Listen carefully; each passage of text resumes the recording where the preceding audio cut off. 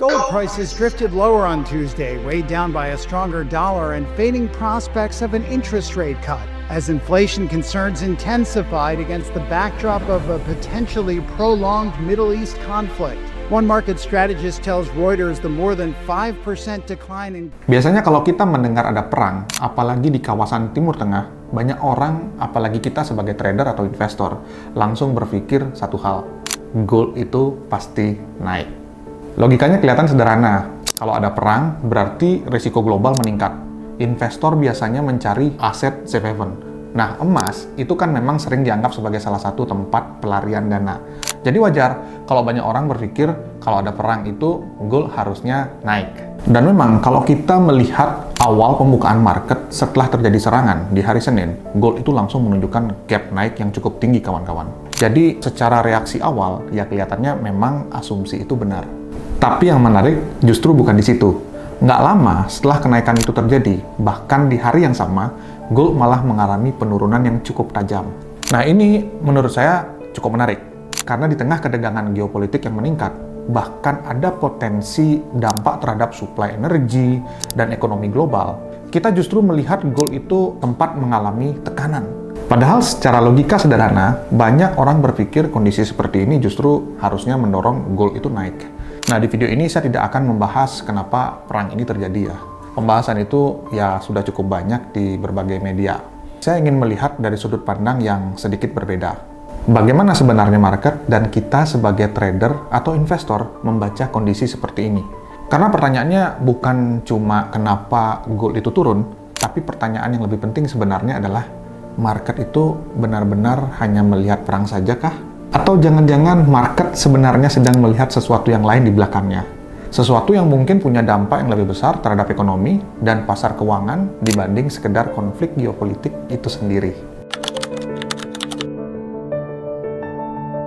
Oke kawan-kawan, di sini sebenarnya ada satu hal yang menurut saya penting kita perlu pahami sebagai seorang trader. Market itu jarang sekali bisa kita katakan bergerak hanya pada satu faktor saja.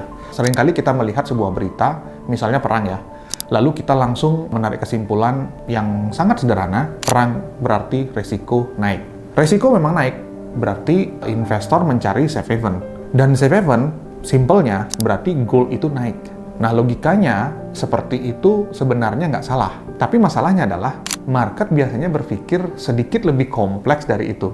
Market nggak hanya melihat perangnya saja, market juga coba melihat dampak ke ekonominya seperti apa.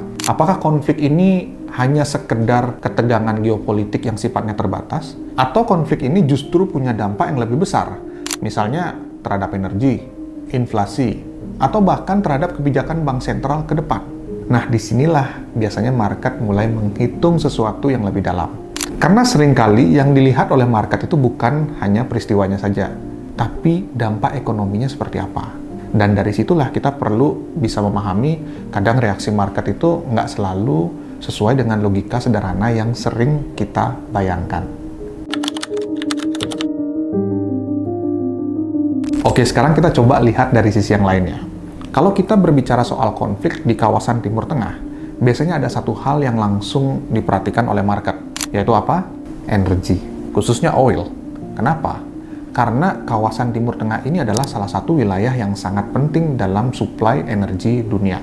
Sebagai gambaran saja, sekitar kurang lebih 20% suplai minyak dunia itu melewati satu jalur yang namanya Selat Hormuz. Jalur ini yang menghubungkan negara-negara produsen besar seperti Saudi Arabia, Iran, Irak, Kuwait, sampai Uni Emirat Arab ke pasar global. Dan seperti berita yang kita lihat, belakangan ini bahkan ada kabar bahwa Selat Hormuz itu sempat ditutup dan banyak kapal tanker yang tidak berani melintas di jalur tersebut.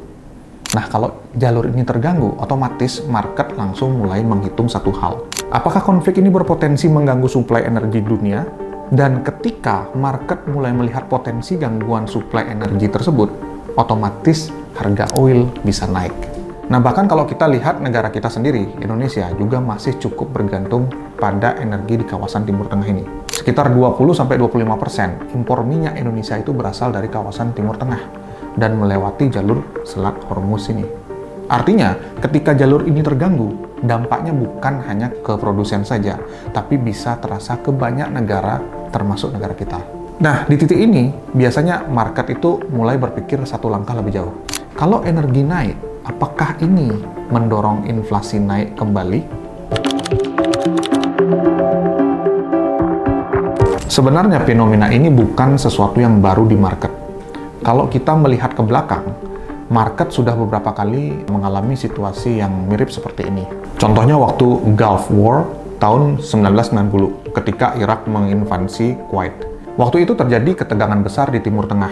Harga oil melonjak cukup tinggi karena market khawatir suplai energi dunia terganggu. Gold memang sempat naik di awal karena investor mencari aset safe haven. Tapi kenaikan itu nggak berlangsung lama. Setelah market mulai melihat perkembangan situasi dan dampaknya terhadap ekonomi global, harga gold kembali mengalami tekanan, bahkan kembali mendekati level sebelum konflik tersebut terjadi. Contoh yang lebih dekat lagi adalah perang Rusia-Ukraina yang dimulai tahun 2022 kemarin. Ketika invasi pertama kali terjadi, gold langsung melonjak cukup tinggi karena market masuk mode risk off. Harga energi ikut naik, inflasi meningkat di banyak negara, dan akhirnya bank sentral, terutama The Fed, mulai menaikkan suku bunga secara agresif. Untuk apa? Untuk menekan inflasi. Nah, di situ kita mulai melihat sesuatu yang menarik. Gold awalnya yang naik karena faktor geopolitik, akhirnya justru mengalami tekanan ketika suku bunga naik dan dolar menguat. Nah, sekarang kita tarik ke kondisi yang sedang terjadi saat ini. Kalau kita kembali ke situasi sekarang, market sebenarnya sedang melihat dua cerita sekaligus. Yang pertama tentu saja cerita geopolitik. Ketegangan meningkat, konflik terjadi, dan itu membuat sebagian investor tetap mencari safe haven. Dan biasanya kalau kita berbicara safe haven, banyak orang langsung berpikir gold. Tapi sebenarnya di market global bukan cuma gold yang dianggap sebagai safe haven. USD juga termasuk salah satu bagian dari safe haven. Artinya ketika ketidakpastian global meningkat, sebagian dana bisa masuk ke gold, tetapi sebagian dana juga bisa masuk ke dolar. Nah, sekarang kita lihat dari cerita yang kedua. Market juga mulai melihat dampak ekonominya. Kalau konflik di kawasan Timur Tengah ini benar-benar berdampak pada suplai energi, maka oil bisa naik. Kalau harga oil naik, dampaknya apa? Dampaknya biasanya nggak berhenti di oil saja.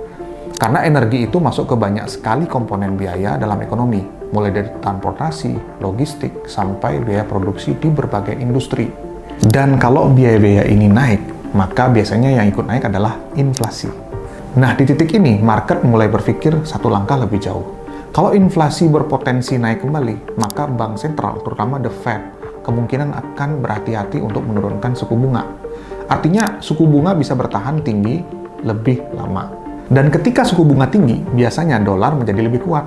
Nah, di sisi lain, kita juga harus melihat satu hal lagi. Harga gold sendiri belakangan ini sudah cukup tinggi, kawan-kawan.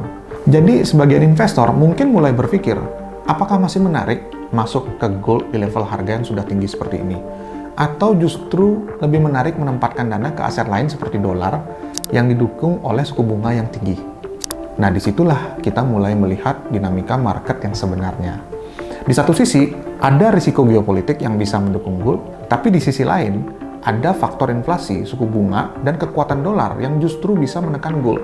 Dan karena market sedang menimbang dua cerita sekaligus, pergerakan gold kadang terlihat tidak selalu sejalan dengan logika sederhana kita sendiri. Nah, dari kondisi ini sebenarnya ada dua kemungkinan yang bisa terjadi ke depan.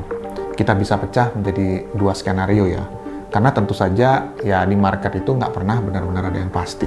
Tapi dengan memahami kemungkinan-kemungkinan ini, kita sebagai trader atau investor setidaknya punya gambaran. Kalau skenario tertentu terjadi, kita tahu market kemungkinan akan bergerak ke arah mana. Oke, skenario yang pertama, market tetap fokus pada inflasi. Artinya, suku bunga bisa bertahan tinggi lebih lama. Dan kalau suku bunga tetap tinggi, biasanya dolar akan tetap kuat. Nah, kondisi ini biasanya membuat gold masih berada dalam tekanan. Tapi ada juga skenario yang kedua. Kalau konflik ini justru semakin membesar dan mulai berdampak lebih luas ke ekonomi global, misalnya suplai energi benar-benar terganggu, harga energi melonjak cukup besar, dan akhirnya berimbas ke berbagai sektor ekonomi. Kalau sampai ke titik itu, biasanya pertumbuhan ekonomi mulai melambat ya, dan tekanan ekonomi global itu bisa meningkat. Nah, kondisi seperti ini biasanya investor mulai mencari perlindungan terhadap ketidakpastian ekonomi dan risiko inflasi jangka panjang. Dan disitulah gold seringkali menjadi pilihan lagi. Kalau kita melihat beberapa episode krisis dan konflik sebelumnya yang pernah terjadi, pola seperti ini juga pernah terjadi di market. Di awal, biasanya dana masuk ke dolar karena faktor suku bunga. Tapi ketika resiko ekonomi mulai meningkat dan ketidakpastian makin besar, sebagian investor biasanya mulai melakukan diversifikasi kembali ke gold. Jadi, arah market ke depan sebenarnya akan bergantung pada cerita mana yang akhirnya lebih dominan.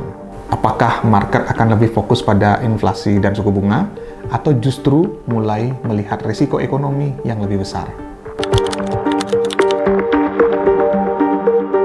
Nah, dari sini kita bisa belajar satu hal, kawan-kawan.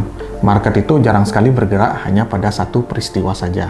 Seringkali yang dilihat oleh market itu bukan cuma kejadiannya, tapi juga dampak ekonominya. Jadi ketika kita melihat berita seperti perang, ketegangan geopolitik, jangan langsung menyimpulkan bahwa gold itu pasti akan naik, meskipun iya, potensinya memang ya bisa saja ada. Tapi yang perlu kita pahami, kita sebagai trader atau investor harus punya perspektif yang lebih luas. Jangan sampai kita hanya bereaksi karena rasa FOMO. Karena ketika kita trading hanya karena FOMO, seringkali justru di saat itu kita kehilangan banyak kesempatan. Bahkan bisa kehilangan posisi yang harusnya kita jaga. Nah, menurut kalian gimana? Coba tulis pendapat kalian di kolom komentar.